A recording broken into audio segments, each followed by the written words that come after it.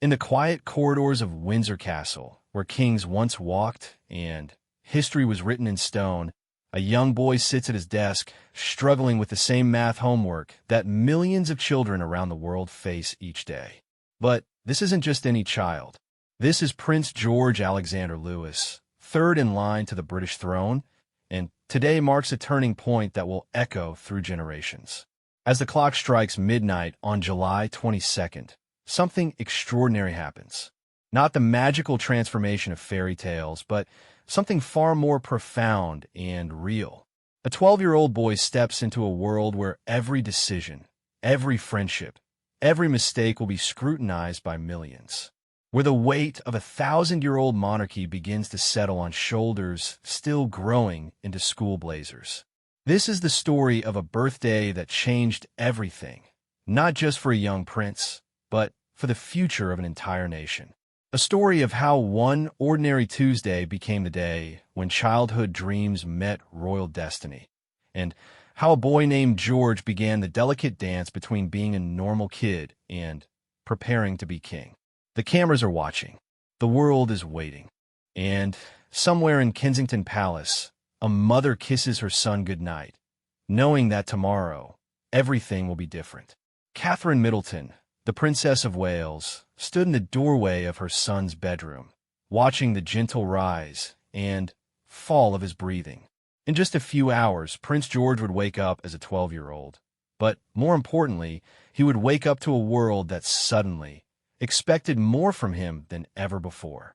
The soft morning light filtered through the curtains of their Kensington Palace apartment, casting familiar shadows across walls lined with football posters and school certificates that told the story of a boy trying to be normal in the most abnormal of circumstances.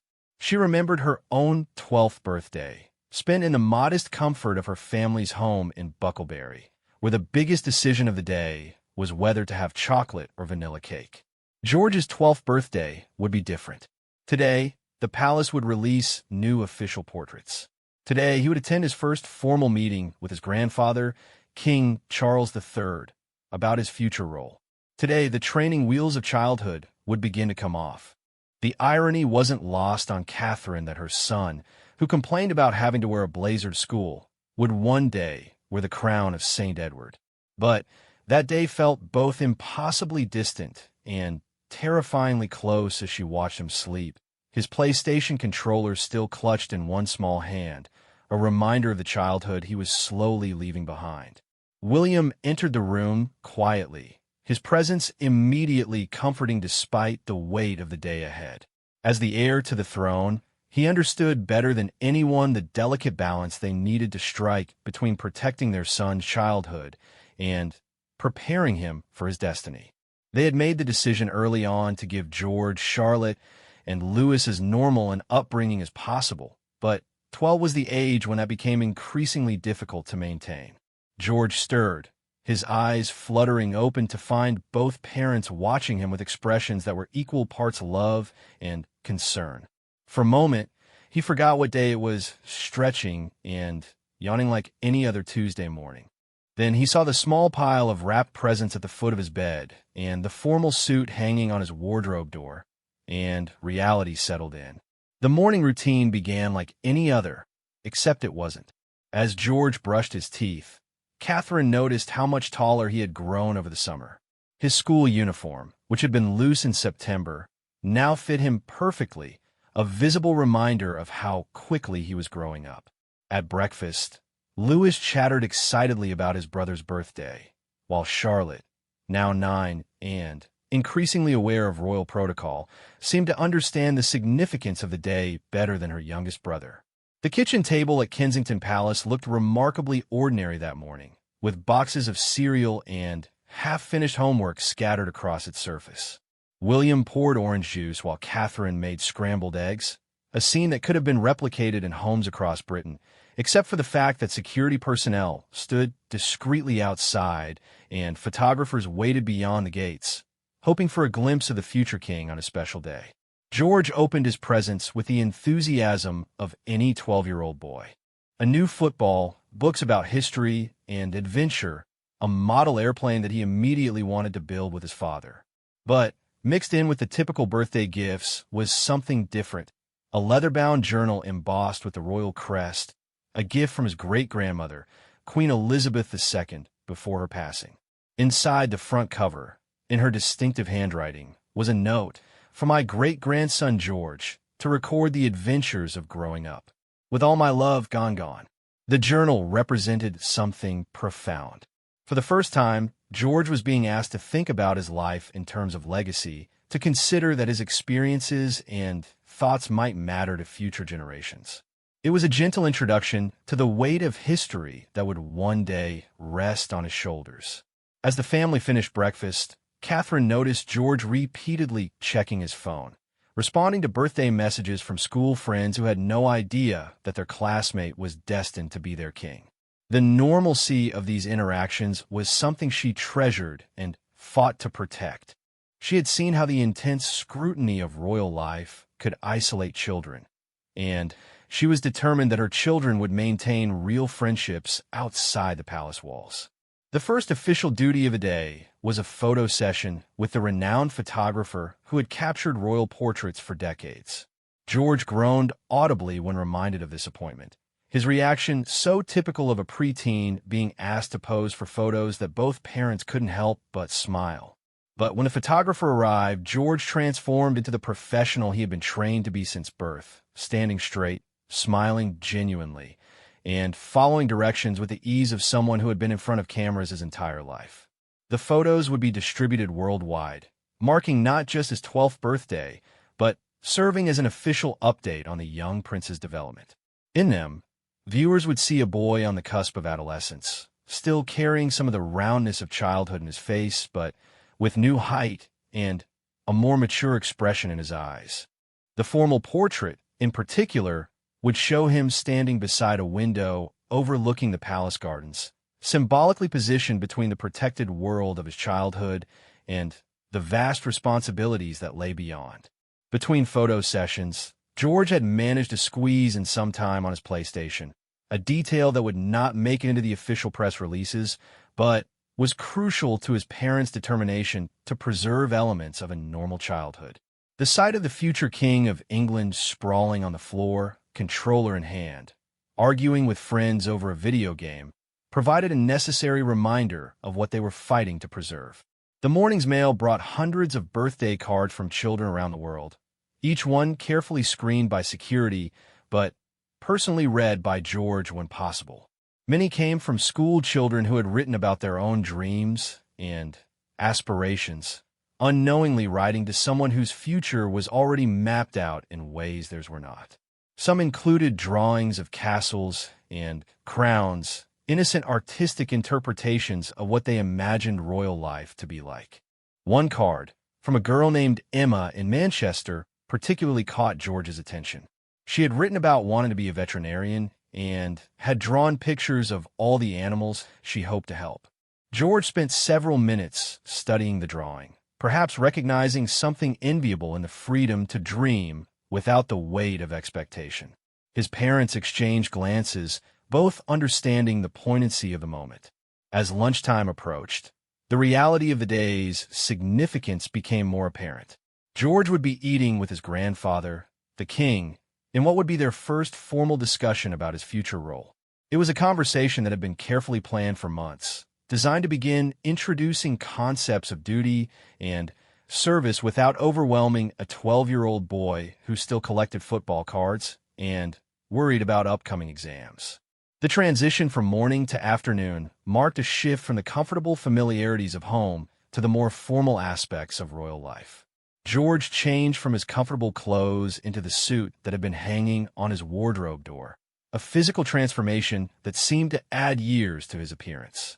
As Catherine helped him with his tie, she was struck by how much he looked like his father at the same age, and how quickly these moments of helping with ties and straightening collars would become memories. The last moment of the morning belonged to the family, gathered briefly in their private sitting room before the day's official duties began in earnest. Louis climbed onto his brother's lap, seemingly oblivious to the formality of his clothing, while Charlotte presented him with a handmade birthday card decorated with glitter and stickers. For just a few minutes, They were simply a family celebrating a birthday, the weight of crowns and constitutions temporarily forgotten in favor of sibling laughter and parental pride. As they prepared to leave for Clarence House, where King Charles waited, George picked up his new journal, somehow understanding instinctively that this day deserved to be remembered. His first entry would be simple: my 12th birthday. Everything feels different now. He had no way of knowing how prophetic those words would prove to be, or how often he would return to that entry in the years to come, remembering the last morning when he could simply be a child waking up on his birthday. The drive to Clarence House took only minutes, but for George, it felt like crossing into another world entirely. As their car pulled through the gates, he could see photographers positioned across the street, their long lenses trained on every window, hoping to capture a glimpse of the young prince on his birthday. The attention made him shift uncomfortably in his seat, a reminder that his life would never be entirely private, that even family conversations would be subjects of public interest and speculation. King Charles III stood waiting in the garden room, his familiar figure somehow more imposing in this formal setting than during their usual relaxed family gatherings. At 75, he had waited longer than any heir in British history to become king, and now he faced the delicate task of beginning to prepare his grandson for the same journey, hoping it would come far later in George's life than his own coronation had come in his. The room itself told stories of royal history, with portraits of previous monarchs looking down from the walls and furniture that had witnessed countless conversations about duty, service, and the weight of the crown. But Charles had also ensured that afternoon tea was set with George's favorite biscuits, and that a small birthday cake sat on the side table, a reminder that this was still, fundamentally, a grandfather celebrating his grandson's birthday. George approached his grandfather with the careful balance of formality and affection that he had been taught from an early age. The bow was slight, but proper, followed immediately by a genuine hug that spoke to their relationship beyond their roles in the line of succession. Charles had been determined, as his own mother had been with him, to ensure that his grandson understood the difference between the person and the position between grandpa and the king. They began with lighter conversation about school, friends, and George's interests. Charles listened intently as his grandson described his favorite subjects, his concerns about an upcoming science project, and his excitement about the football season starting soon. These details might seem trivial in the context of preparing a future king, but Charles understood that maintaining connections to normal life experiences would be crucial for George's development as both a person and a monarch. The transition to more serious topics came gradually, skillfully woven into the conversation in a way that felt natural rather than forced. Charles spoke about his own 12th birthday, the conversations he had begun having with his grandfather, King George VI, about service and duty. He described how overwhelming it had felt to begin understanding the magnitude of what lay ahead, but also how gradually it became a source of purpose rather than burden. George listened carefully, occasionally asking questions that revealed both his intelligence and his innocence. He wanted to know practical things. Would he still be able to play football? Could he choose his own friends? Would people treat him differently? Charles answered each question honestly, explaining that yes, some things would change, but that many of the most important things, his family's love, his education, his right to pursue interests and friendships, would remain protected. The conversation turned to history, not the dry recitation of dates and facts that George sometimes struggled with in school, but the living history of their family and their country. Charles spoke about Queen Elizabeth II, about what she had taught him about service, about how she had balanced being a mother and grandmother with being a monarch. He shared stories about his own childhood, about the moments when he had begun to understand his destiny, and about how that understanding had evolved over the decades. George asked about the loneliness that sometimes came with royal life, a question that caught Charles off guard with its perceptiveness. They talked about how the role required a certain amount of solitude, how difficult it could be to know whether people were interested in you as a person or as a prince, but also about how service to others could fill that loneliness with purpose and meaning. Charles emphasized that George would never face these challenges alone, that his family would always be there to support him. The king pulled out a leather portfolio containing photographs and documents spanning generations of their family. There were pictures of young princes throughout history, boys who had faced similar transitions and challenges. Charles pointed out how each had found their own way to balance personal happiness with public duty, how the role had evolved over time while maintaining its essential core of service to the nation. One photograph in particular captured George's attention: his great-grandmother as a young girl, before she had any expectation of becoming queen, playing with her sister Margaret in the gardens of their childhood home. Charles explained how Elizabeth had never been intended for the throne, how her destiny had changed when her uncle abdicated, and how she had grown into the role with grace and dedication. The lesson was clear: preparation mattered, but adaptability and character mattered more. They discussed the Commonwealth, the network of nations that George would one day lead, and Charles shared stories from his travels, describing the diverse cultures and peoples who looked to the British crown as a symbol of unity and stability. George learned about young people across the Commonwealth who were his age, facing their own challenges and opportunities, helping him understand that his future role would connect him to millions of peers around the world. The conversation turned to more immediate concerns: George's education and how it would begin to incorporate more formal preparation for his future role. Charles assured him that this would happen gradually, that his parents were committed to preserving his childhood while ensuring he was properly prepared. They discussed languages he might study, countries he might visit, and experiences that would help him understand the world he would one day serve. Charles also spoke about the importance of privacy and how to maintain personal relationships despite public scrutiny. He shared lessons learned from his own experiences, both positive and negative, about navigating life in the public eye.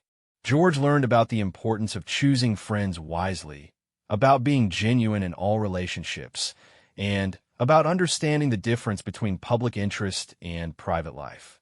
The king presented George with a gift that had belonged to previous heirs, a signet ring that had been worn by princes for generations, each adding their own history to its legacy. As he slipped it onto George's finger, he explained that it was not just jewelry, but a symbol of continuity, connecting him to all the princes who had worn it before and would wear it after him. George studied the ring carefully, understanding instinctively that this was a moment he would remember forever. Their conversation was interrupted by the arrival of afternoon tea, served by staff who had worked at Clarence House for decades, and who remembered Charles as a young prince. George watched his grandfather interact with these longtime employees, noting the genuine warmth and respect in these exchanges, learning by example how to treat the people who would surround him throughout his life.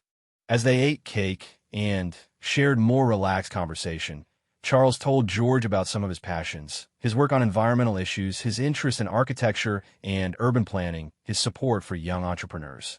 He explained how the role of modern monarchy allowed for personal interests and advocacy, how George would one day have the platform to support causes he cared about. This sparked George's first real enthusiasm about his future role, as he began to imagine how he might use his position to make a difference. The afternoon included a brief introduction to some of Charles's private secretaries, the people who helped manage his official duties and correspondence. George learned about the careful planning that went into every public appearance, the research that preceded every meeting, and the coordination required for even simple activities. It was an eye-opening introduction to the machinery that supported royal life, and the beginning of his understanding of how many people would be involved in his future. As their time together drew to a close, Charles emphasized that this was just the beginning of many such conversations. He assured George that questions were always welcome, that uncertainty was normal, and that learning to be a prince and eventually a king was a lifelong process that no one expected him to master at 12. The pressure George had felt that morning began to lift slightly, replaced by a sense of having a partner in this journey. The last part of their conversation focused on the immediate future, the next year or two, and what changes George could expect. Charles explained that some additional tutoring would begin, that there would be more formal occasions to attend, and that gradually he would begin to understand more about constitutional matters and government. But he also assured George that football, school friends, and family time would remain priorities. Before leaving, George wrote in his new journal while his grandfather watched, the simple act of recording his thoughts already becoming a bridge between his private self and his public role. Charles smiled as he watched his grandson write, remembering his own early attempts to make sense of royal responsibility, proud of the thoughtful young man George was becoming. The drive back to Kensington Palace was quiet, George processing everything he had learned and felt during the afternoon. The photographers were still there, but somehow they seemed less intimidating now, more like a part of the landscape he was learning to navigate. He looked at the ring on his finger, already feeling the weight of it, both literal and metaphorical, understanding that his 12th birthday had indeed marked the beginning of something entirely new. The evening at Kensington Palace carried a different energy than the morning had. George returned from his afternoon with King Charles noticeably quieter, more thoughtful, carrying himself with a subtle change that both Catherine and William recognized from their own experiences of growing into royal responsibilities. The ring on his finger caught the light as he moved, a visible reminder of the conversations that had shaped his afternoon and would continue to shape his future. Dinner that evening was a family affair, but even Charlotte and Louis seemed to sense that something significant had occurred. Charlotte, with the perceptiveness that seemed to run in the family, asked her brother direct questions about his time with their grandfather. George answered carefully, already learning the skill of sharing meaningful information while protecting private conversations, a balance that would become increasingly important as his life became more public. The meal itself was George's choice, his birthday privilege allowing him to request fish and chips from his favorite local restaurant, a decision that spoke to his determination to maintain simple pleasures despite the grandeur of his circumstances. As they ate, William shared stories of his own 12th birthday, the conversations he had begun having about his future, and how overwhelming it had felt to begin understanding the scope of what lay ahead. Catherine watched her son carefully throughout the evening, noting the moments when he seemed lost in thought, processing the weight of what he had learned. She had spent months preparing for this day, knowing that 12 was the age when their carefully constructed bubble of normal childhood would begin to show cracks, when the outside world's expectations would start to intrude more insistently on their family life. After dinner, the family moved to their private sitting room, where a small birthday celebration awaited. A friend from school had been invited, but the guest list was smaller than in previous years, a conscious decision to mark the transition from purely childhood celebrations to something more measured and considered. The boys who arrived carried the easy energy of 12-year-olds everywhere, temporarily dispelling the formal atmosphere that had characterized much of George's day.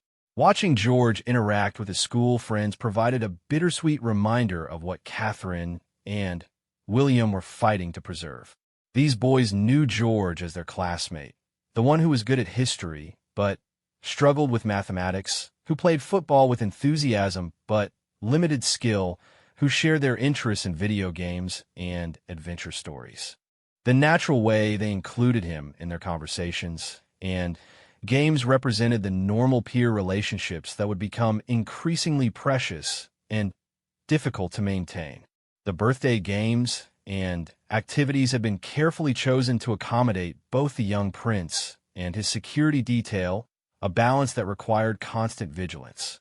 Even something as simple as a treasure hunt in the palace gardens required coordination with protection officers and consideration of sight lines and escape routes. George seemed largely unaware of these complications, but his parents lived with the constant awareness of how their children's safety considerations shaped every aspect of their lives.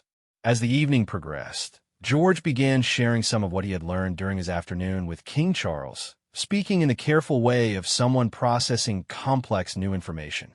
His friends listened with a mixture of fascination and bewilderment that greeted most glimpses into George's royal responsibilities, asking questions that revealed both their curiosity and their inability to fully comprehend the magnitude of his future.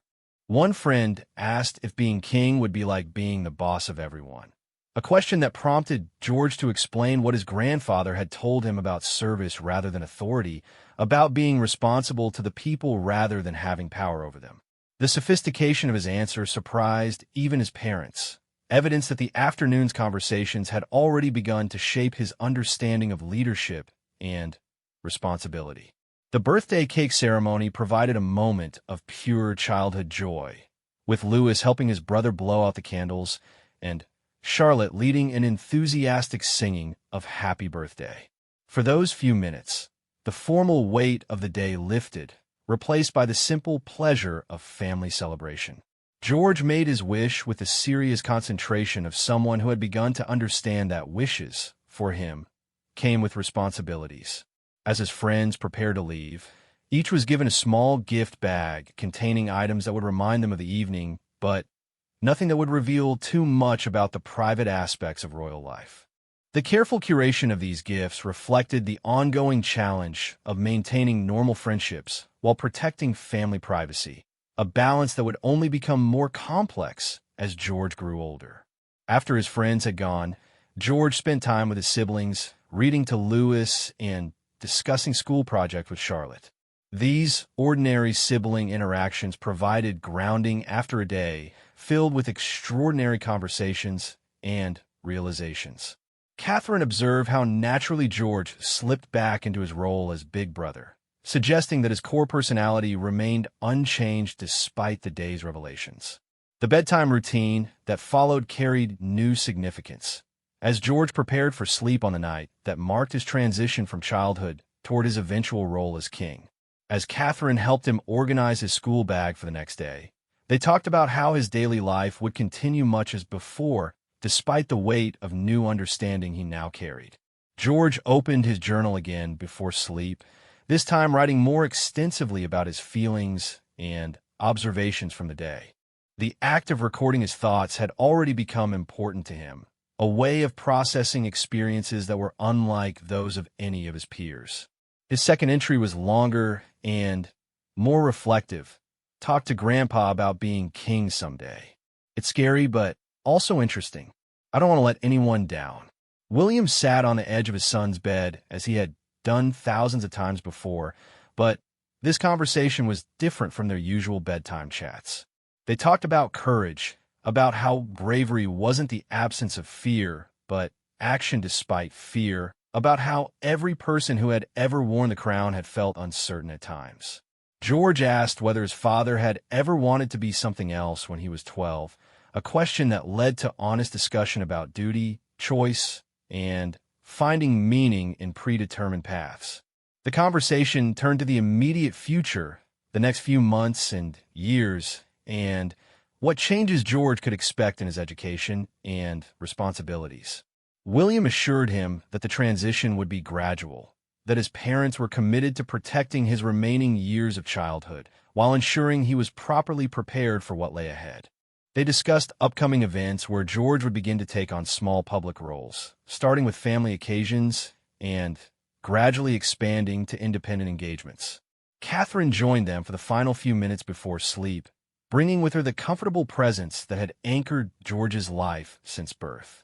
Together, his parents reinforced the messages of the day, that he was loved unconditionally, that his family would support him through every challenge, and that the boy he was today was exactly who they wanted him to continue to be, even as he grew into his future role. As George finally settled into sleep, his parents remained in his room for a few extra minutes, both understanding that this birthday marked the end of one phase of their son's life and the beginning of another. The child who had woken up that morning was the same child who was going to sleep, but the context of his life had fundamentally shifted, and with it, the nature of their parenting challenges. Outside George's window, London continued its nightly rhythm, largely unaware that the future king had spent his 12th birthday beginning to understand what it would mean to serve the nation that slept beyond the palace walls.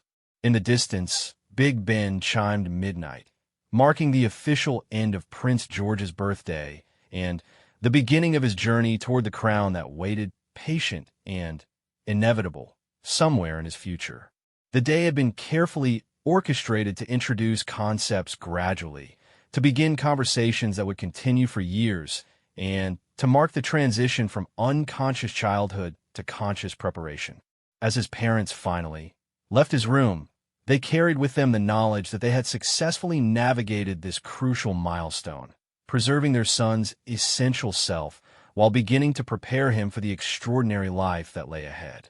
In his sleep, George's hand rested near his new journal, the ring from his grandfather catching the faint light from the hallway. Tomorrow he would wake up as a 12-year-old boy who happened to be a prince, rather than simply a 12-year-old boy. The distinction was subtle but profound, marking the beginning of a lifelong journey toward a destiny that was both a privilege and a responsibility, both a gift and a burden, both an ending and a beginning. The story of Prince George's 12th birthday was complete, but the story of his preparation for kingship had only just begun. In the quiet of the palace night, the future took on shape and substance, no longer a distant possibility, but an approaching reality that would define not just one boy's life, but the future of a monarchy and the nation it served.